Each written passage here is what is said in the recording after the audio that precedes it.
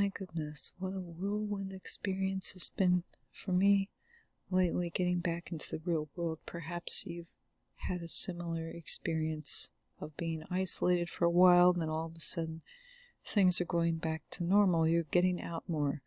You're doing the things you used to do.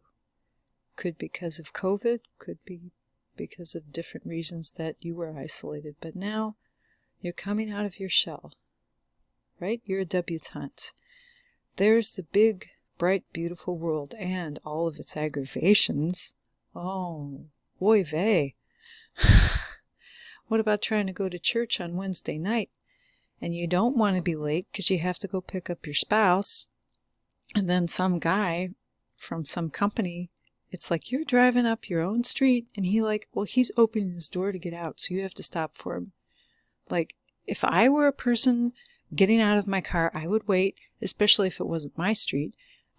I would wait until the car passed and then I would safely get out. But, there's that little bit of defiance and devil-may-care attitude that we experience from certain individuals. I know. I'm a little bit uptight, but it's just those kind of but I smiled and I'm like, I'm going to church. I have a good attitude. I wouldn't have done that, but that's okay that you did that. And then this morning, are you kidding me? I don't even want to talk about what happened this morning in the store. No, it'd be too traumatizing for me to repeat all the details. Well, maybe they'll come out eventually. I don't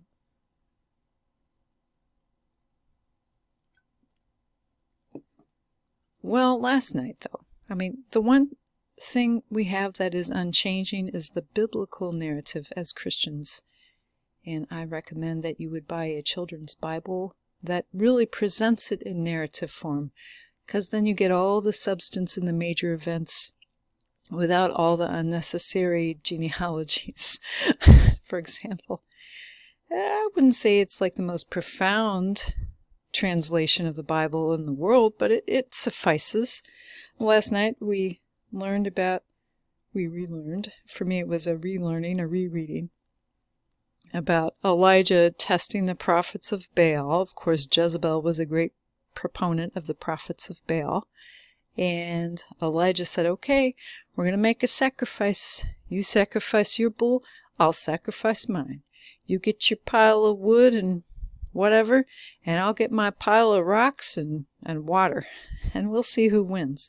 So basically the prophets of Baal wore themselves out, pleading for their God to send fire from heaven and ignite their sacrifice. It never happened. So after they were basically completely exhausted, Elijah said, God, come. And then God just, the water evaporated. The stones were gone. The sacrifice was gone. Everything was gone. Who's the real God? Right? I'm just waiting for my Elijah day, aren't you? Elijah didn't always have good days, though, did he? There was a time when Elijah was running from Jezebel. Even though God had demonstrated his great power, Elijah himself was at times a conduit for that power. He was not the source of the power, and maybe when he suffered some difficulties, that was a reminder to him. God is real, yes. If you worship God, you will do well, yes, but that doesn't mean that your own failings and shortcomings and cowardice will not be exposed at times. So Elijah is just so interesting. He would run away and hide from that evil woman, Jezebel. Even though his God was powerful, I think Elijah was not completely sane. I don't know. No, I wouldn't say that. He didn't have a clear picture of the kind of God that he served.